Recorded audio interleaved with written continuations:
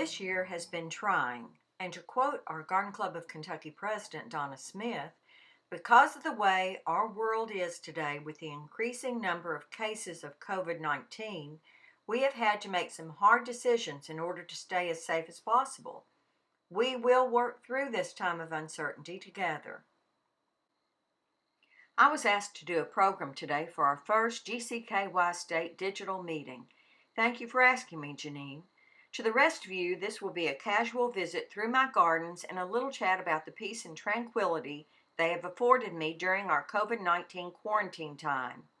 Black spot, hornworms, and other aggravating conditions and insects put a wrinkle into my peace and quiet, but we'll get to that later.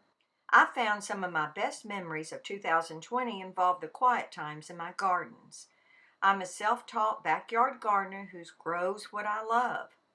Happily, the plants I love also attract some of the most beautiful and beneficial insects and birds to my home. In springtime, a flash of bright blue in the sky tells me that the bluebird is out there looking for food and a home for its fledglings. My husband, Robert, and I have made hundreds of bluebird houses to give away over the last 24 years, since my club's initial bluebird trail at Alvaton Elementary in 1996. I've had the opportunity to speak to every age group in schools, public speakings at our local libraries, and some of you have kindly invited me to present at your clubs. We've instilled the love of nature in our grandchildren, and it's a joy to see their faces light up and hear them point out different insects and birds with delight. These photographs were taken prior to March of this year. Wonderful early warm days allowed us to inspect the boxes and attend Two Creeks Tributaries Junior Garden Club meeting. School was still in session.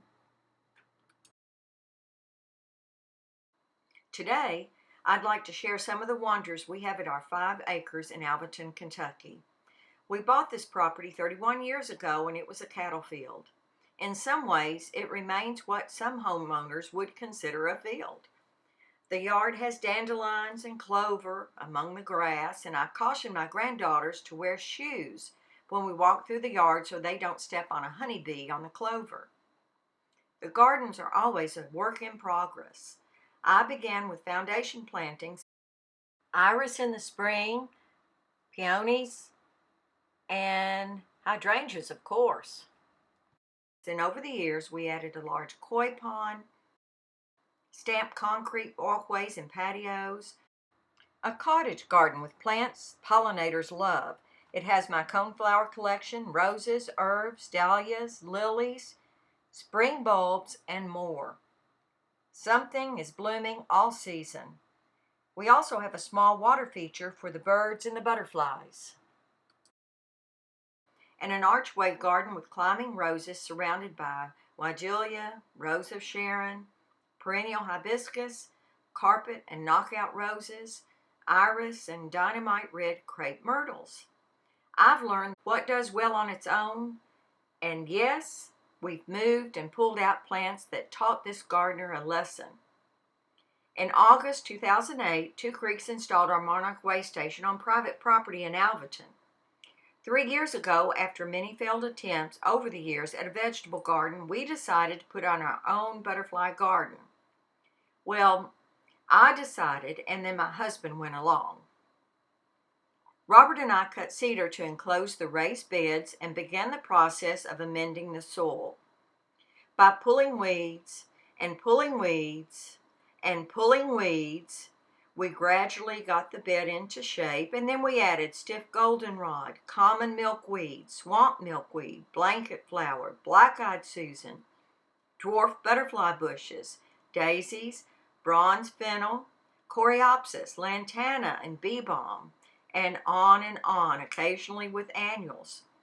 Over time, we added corner lattice to support domestic honeysuckle, lavender, and Russian sage for the fragrance and to attract the pollinators. This year we've had rain, rain, and rain, and my roses taught me another lesson. The climbing rose suddenly looked sad. Leaves were dropping. It went from this beautiful specimen last year to a spindly plant very quickly. I thought I had chosen plants that needed little care after planting, but I guess not. Black spot. Luckily, a rosarian was in our ranks, and Mary Ann came with her mask and suggestions for treating that beautiful climbing rose and the roses around it. They're still struggling, but I hope next spring they'll be happy and healthy again. Robert, or G-Daddy as the grandgirls call him, kindly drove out into the field this summer to keep the chiggers away, and the girls directed him which blackberries to pick in the fence row. We keep that fence row between our neighbor's cow pasture and enjoy the fruit every year. Letting things grow up a little wild allow for animal and insect habitat too. Speaking of wild, Summer also brought a fender bender, with the youngest driving without paying attention to where she was going. Along the way, I've learned about the bugs, the good and the bad. I spent every morning in late summer in that garden. I anxiously watched for the monarchs, spring and fall. They are becoming more and more numerous every year. My granddaughters and I frequent Two Creeks Monarch's way station and plant annuals, and then we look for caterpillars and butterflies. That nenotoxic moth caterpillar strips a milkweed in no time. To me, they are scary-looking caterpillars with tufts sticking out all over their body. Once they hatch, they are voracious and leave nothing on the milkweed except the main stem. I watch for them and cut away the infested plant. They're easy enough to control by that method. Remember, you treat the plant with chemicals, you might kill the monarchs who make the milkweed their shelter and use it for food. Early in the spring, we watched the Sphinx or the hummingbird moth. At first, we thought they were some kind of hornet or bumblebee, but after research, we learned the name. They were fascinating to watch, and like the hummingbird, they flit from bloom to bloom. I have been working with Alvaton Elementary and giving gardening lessons to the students in their new outdoor classroom, The Nest, which is a nod to their mascot, the bluebird. I cut several long branches from my volunteer tomato plants to show them the blooms and the fruit of the tomato. As the little mask and social distance students studied the plant, I looked down and saw a big, fat hornworm munching away. A little girl squealed, "There's a worm on it," and suddenly a somewhat boring presentation came to life, with everyone wanting to see the worm. I came home that evening and began harvesting hornworms. I thought I could surely sacrifice some tomatoes for an excellent exhibit for school children. But as I looked through the plants in the same garden, I spied a problem with my angel's trumpet. Edith Nelson had shared a beautiful white variety, and I've enjoyed watching it bloom as it grew. Sadly, it's a member of the nightshade family, and not only had the hornworm eaten my tomatoes, it had almost stripped the leaves from the angel's trumpet. We pulled caterpillar after caterpillar from the plant, and it's recovering. Another lesson learned: be careful what you wish for. And by the way, if you see a hornworm with these little pearly eggs planted all over it, leave it on your tomato plants. That's a parasitic wasp. The larva will hatch and they eat the hornworm. So no chemicals involved. I found this fellow munching on the angel trumpet after we had taken off the hornworms. Apparently the hornworm put out the word that this was a tasty plant. If you haven't seen or battled the army worm, think of him as Sherman and your garden as Atlanta. They are very destructive. In the early spring, usually in April or May, we put about 40 pounds of salt into our pond.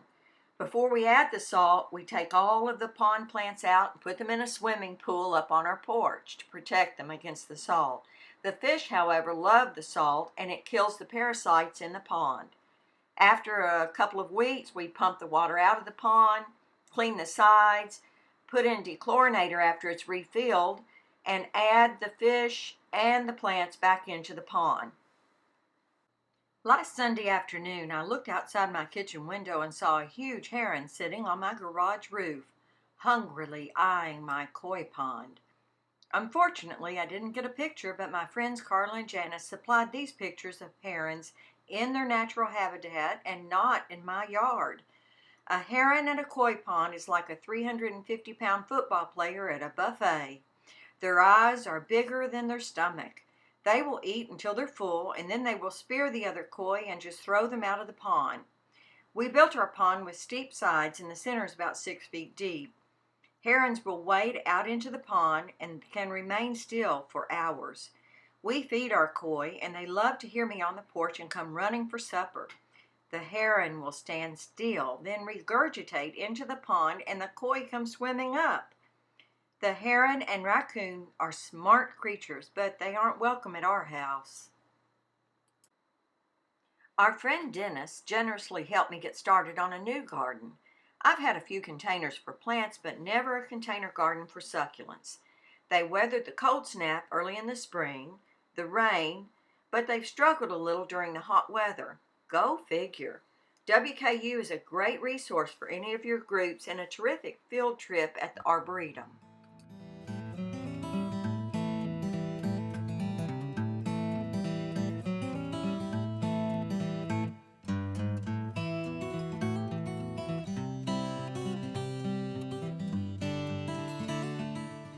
Thanks for coming by to visit today. Hope to see you next spring in Berea at the state meeting. Stay safe.